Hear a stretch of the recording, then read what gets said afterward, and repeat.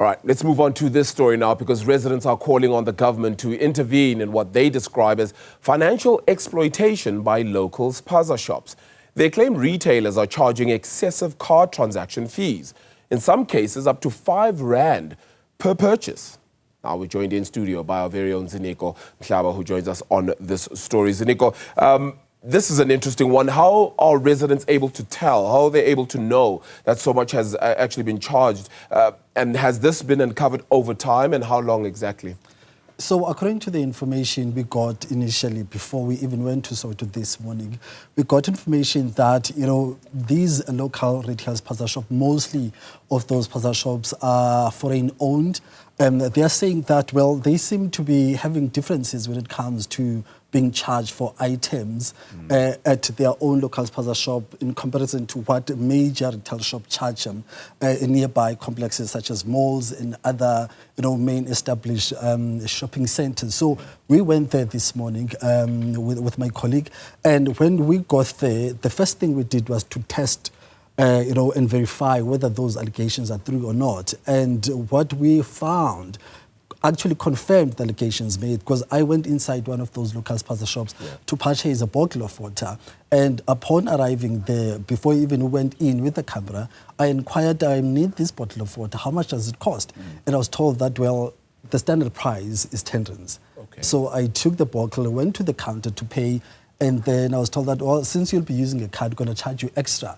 And that extra fee was 2 rands. So I ended up paying 12 rands instead of the standard 10 rands. Wow. So that was the first attempt. The second attempt at a different local spaza shop, the same thing, the same trend happened. Wow. And I was charged an extra for buying a loaf of bread using, my card. So that was the conversation. And then we did really reach out to the local spaza shops association, and they refused.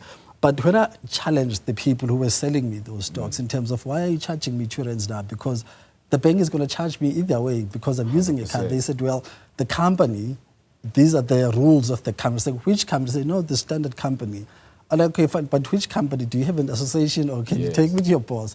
And they could not do that. So we did really confirm what the people were saying. But, for the sake of the viewers, let's take a listen to the voices themselves, the people who are making these allegations in terms of what is it that they have to deal with on a daily basis. I ever affect a whole because I would withdraw 100 rand about charge 10 rand. That particular 10 rand was at low. So it's more like extortion. 100 rand about charge 10 rand. Bank leona is at low charge. So if you are on a baka fukuja, the charges are too high. Well, I can't have a ke bona ele cost ka boyona because a re bone taba ya gore ha o patela mo shopong o tshabile o ya go shopong e le reng maybe yona e regulatilwe e mo molaong e a tseba gore e swantshitsa e ska o charge o feta tekano eo go botlhokwa ka kang so re tsena mo shopong re tshaba o ya go re riputsa gore go e re yang gona re tla be re ya because of renamela di taxi. Ziniko, spaza shops used to be your local community shopping center, effectively, or shopping place where you'd get things perhaps for a little bit cheaper. They weren't necessarily branded names in some instances, but you could rely on that. But now that seems to ultimately have changed. Do we understand the reasoning why? And I know you said you spoke to the spaza shop owners themselves, local associations not offering any kind of reasoning.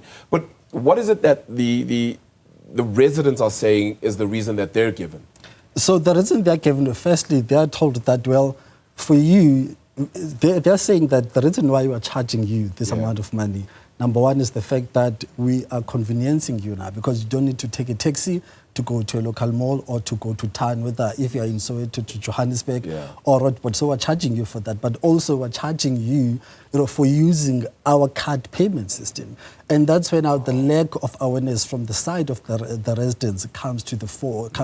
Because if you know that whenever you're paying for a card, the bank that you are using is going to charge you.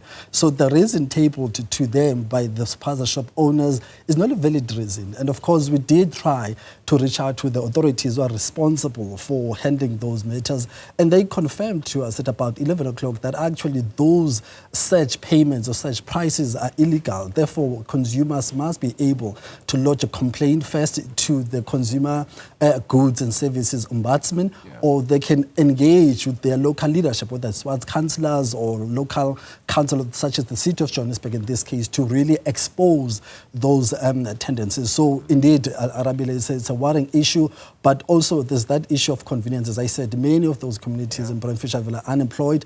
They can't afford to use 20 rands to go to a local mall to withdraw cash. So they say, well, we understand that this is costing us, but we'd rather lose this amount of money for us to get the money that we need 100%. For cash payments. Yeah, and we don't know if these spaza shops are then registered or anything of the sort, right? Because, of course, there's been this big registration drive that has been driven by government because of not just issues like this, but certainly food, health issues as well. So the two spaza shops we literally interviewed, they did confirm to us. Actually, they were very worried when we showed up with their cameras, thinking that we were there for that reason, to check whether they've completed the registration requirements or not. They did confirm off camera that, well, we're still working on that, so we're not registered yet. I said, okay, fine, but that's not the reason why we're here today. We're here to engage about the issue of payment and why engaging people. So that's another issue that I think local authorities should really look into, and the impact of not having these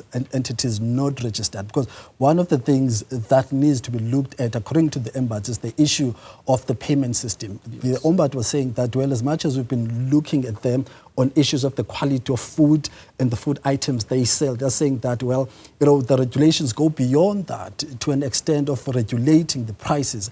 One thing that these entities must do, according to the Ombuds, when you are labeling, the products they're selling on the shelf, people must pay the amount advertised on the shelves. So you can't tell me, once I get to you on the counter, that actually, well, you see there's 10 rands, they're marked that this cold drink is going to cost you 10 rands. Then when you get to them, they say, okay, fine, because you're using a card, it's a 2 rands. So that's not illegal, that's not allowed, according to the Goods and Services Ombudsman here in South Africa. Yeah. Ziniko, thank you so much for uncovering this one. Very interesting story indeed, and hopefully greater awareness necessary when it comes to this story, and knowing what you actually can do in these situations. Indeed, trying to speak to the Consumer Goods Council, the Ombudsman as well in this particular case can certainly be helpful. Ziniko Mhlaba covering that story for us out of Soweto.